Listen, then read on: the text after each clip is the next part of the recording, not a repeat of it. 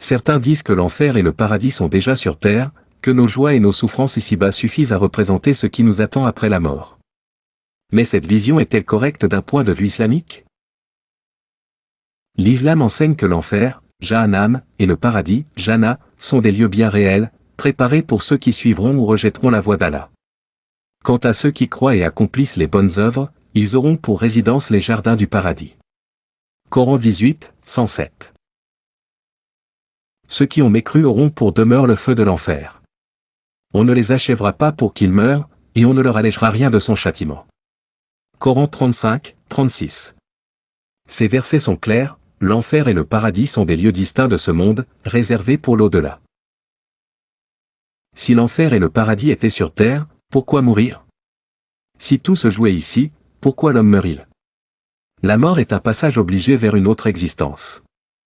Allah a dit, toute âme goûtera la mort. Ensuite, vous serez ramenés vers nous. Coran 29, 57.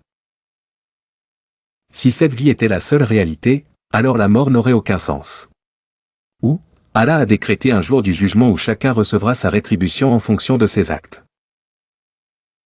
Cette vie est une épreuve, pas une finalité, celui qui a créé la mort et la vie afin de vous éprouver et de savoir qui parmi vous est le meilleur en œuvre. Coran 67, 2.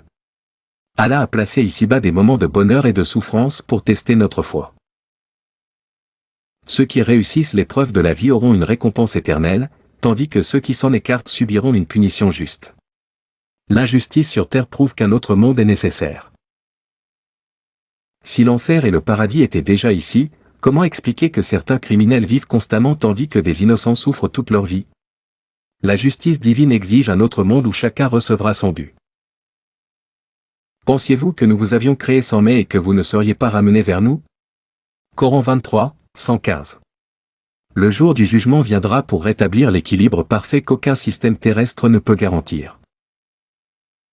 Le vrai paradis et le vrai enfer sont incomparables.